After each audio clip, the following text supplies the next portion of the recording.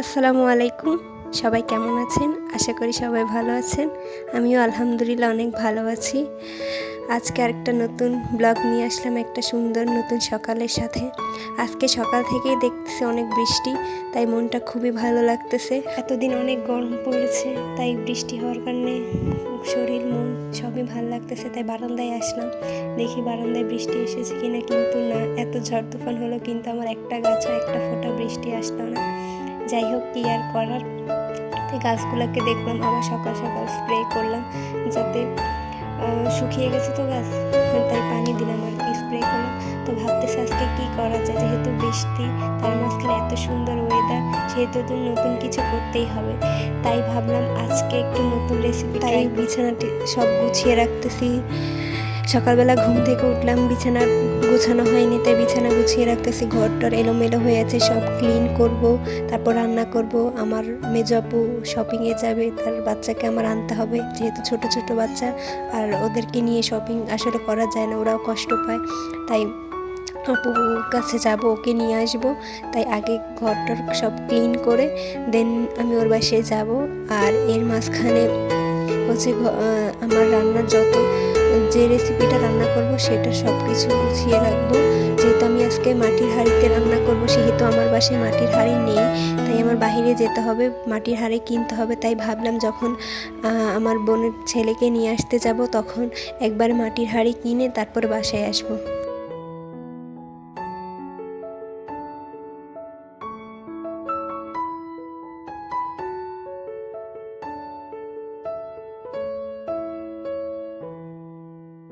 সব কাজ শেষ করলাম, এখন যাচ্ছি আপুর বাসায়, ফারদিনকে নিয়ে আনতে যাব।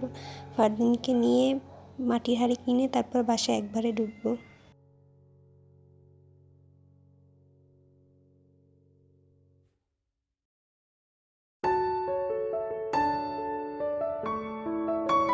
ফারদিনকে নিয়ে চলে আসলাম, এখন আসলাম মাটির হাঁড়ি কিনতে। এই তো বৃষ্টি হওয়ার কারণে সবাই দোকানে সব জিনিসপত্র বৃষ্টির হাত থেকে বাঁচানোর জন্য ঢেকে রেখেছে। এখন আমি যখন আসলাম যখন হাঁড়ির জন্য, তখন বলতেছে একটু দাঁড়ান, আমি বের তারপরে চলে আসলাম রান্নার কাছে, রান্না বসিয়ে দিলাম। আমি কখনোই মাটির হাঁড়িতে রান্না করি নাই, এই প্রথম রান্না করব। আমি একটা আপুর ব্লগে দেখেছি, উনি রান্না করছে, তো সেই রকমভাবে আমি রান্না করতেছি। তাই মুরগিটা দিয়ে সব মশলা, পেঁয়াজ, আদা, রসুন সব দিয়ে তারপরে দমে রান্না করব, 1 ঘন্টার মতো রান্না করব। তো এর সব মশলা দিয়ে এটাকে বসিয়ে দিয়ে, তার মাঝখানে ফারদিন অনেক বিরক্ত করতেছে, ঘুমাবে তাই। আর আমি রান্না করতেছি, দাঁড়িয়ে আছে, ক্যামেরা দেখতেছে যে আমি কি করি। আর কি ওকে রান্না বসিয়ে ঘুম পাড়িয়ে রাখলাম, যাতে ও আমাকে আর বিরক্ত না করে।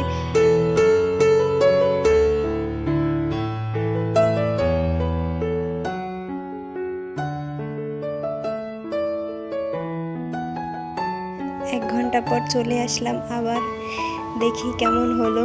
তাই আস্তে আস্তে খুলে দেখি কেমন হলো।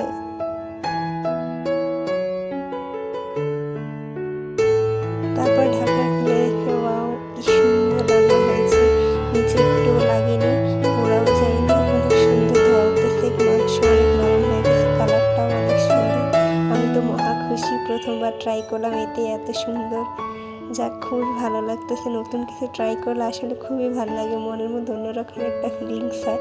তার মাঝখানে যদি মানুষ আর একটু বেশি প্রশংসা পায়, তাহলে তো কোনো কথাই নেই। আমি তো খুবই খুশি, আর আমার হাজব্যান্ডের অনেক ভালো লাগছে, সে অনেক প্রশংসা করলো, ভালোই লাগবেন। এই তো আজকের ব্লগ এই পর্যন্ত। সবাই ভালো থাকবেন, সুস্থ থাকবেন। আর আমার ভিডিওতে যদি সবার ভালো লাগে, তাহলে আমার চ্যানেলটা সাবস্ক্রাইব করে দিবেন, পাশে থাকা বেল আইকনটি বাজিয়ে দিবেন, যাতে আমার কোনো ভিডিও আপলোড করার সাথে সাথে সবার আগে আপনার কাছে পৌঁছায়। Thank you.